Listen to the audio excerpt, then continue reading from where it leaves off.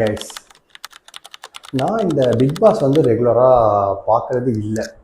எப்போ என்னோட நட்டிப்பு அரக்கன் வெளியில் போனாரோ அதோடையே ஸ்கிப் பண்ணிட்டேன்.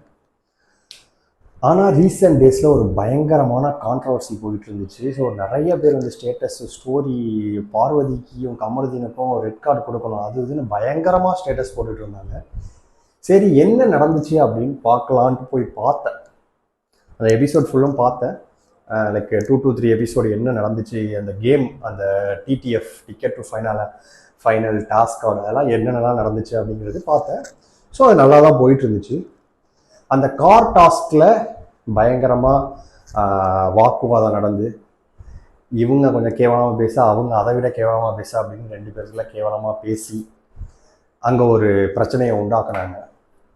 ஆனால் எனக்கு என்ன டவுட் அப்படின்னா, அந்த கார் டாஸ்கில் இப்படி தான் விளையாடணும், இப்படி தான் விளையாடக்கூடாது அப்படின்னு எந்த ரூலுமே கிடையாது. ஸோ சில பேர் வந்து பேசி வெளில அமுச்சு விட்றாங்க, இல்லை அவங்களே வெளில போயிடுறாங்க, இல்லை கமருதீனோ பார்வதியினோ உதச்சி தள்ளி விட்டாங்க.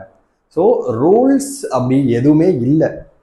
ஸோ ரூல்ஸ் எதுவுமே நீங்கள் கொடுக்கல அப்படின்னா அது அந்த கண்டஸ்டன்ட் எப்படி விளையாடுறாங்க, அவங்களோட ஐடியா எப்படி, அவங்களோட மைண்ட் செட் எப்படி, அதை பொறுத்து அவங்க விளையாடுறாங்க.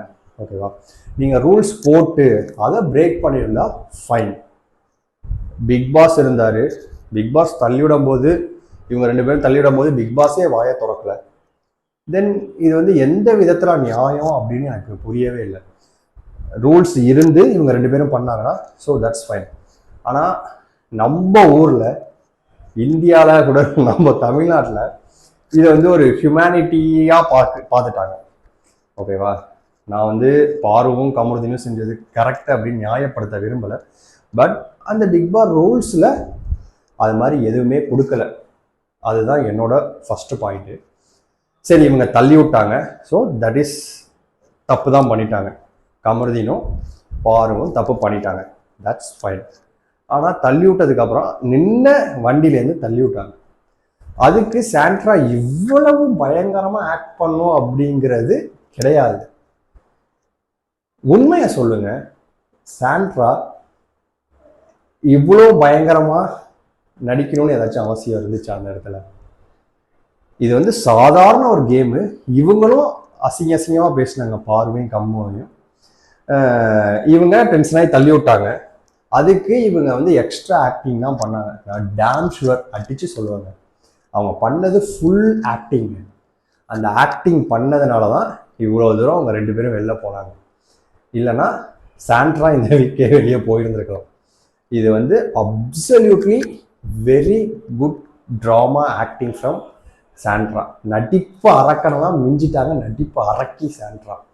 நான் வந்து பிளைண்டாக பார்வுக்கும் கமருதீனுக்கும் சப்போர்ட் பண்ணுறேன்லாம் கிடையாது. இந்த இடத்துல நான் ஒரு வியூவராக அந்த சீனை பார்க்கும்போது பக்காவாக தெளிவாக ஆக்ட் பண்ணாங்க. அதுக்கப்புறம் கமருதீன் வெளியே எவிக்ட் ஆகிட்டு, எவிக்ட் மீன்ஸ் இந்த டாஸ்க்லேருந்து வெளியில் வந்துட்டு அந்த ரூம்குள்ளே போனாங்க.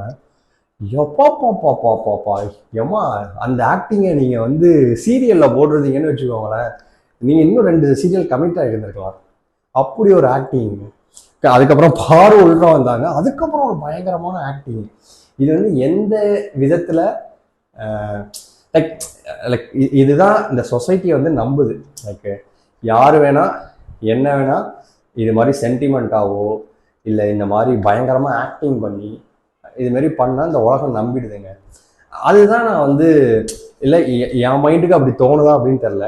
எனக்கு வந்து சில இதெல்லாம் பார்த்தோன்னே ஓகே இது ஆக்டிங்கு, இது ஆக்டிங் இல்லை அப்படின்னு தெளிவாக தெரிஞ்சிடும். லைக் ஒருத்தவங்க உண்மையாக கஷ்டப்படுறதுக்கும் ஃபேக்காக கஷ்டப்படுறதுக்கும் நிறைய வித்தியாசம் இருக்குங்க.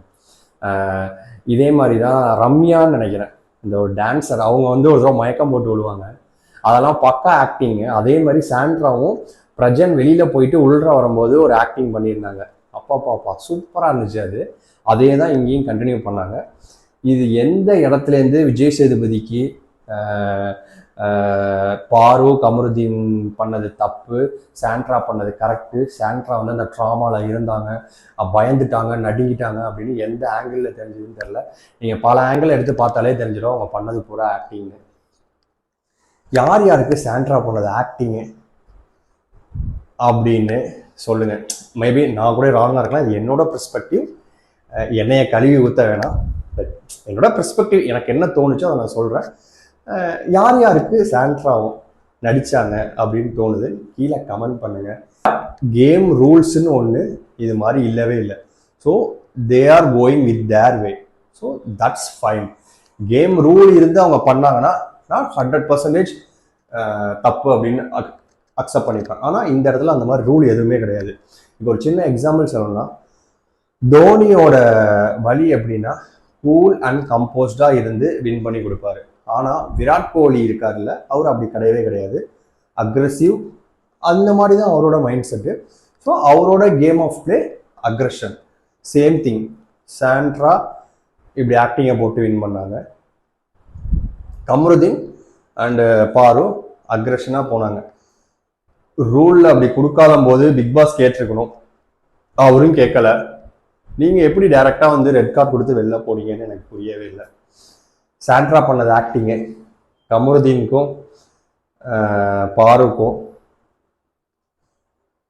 தப்பு பண்ணிட்டாங்க அப்படின்னா கீழே கமெண்ட் பண்ணுங்க. தேங்க்யூ.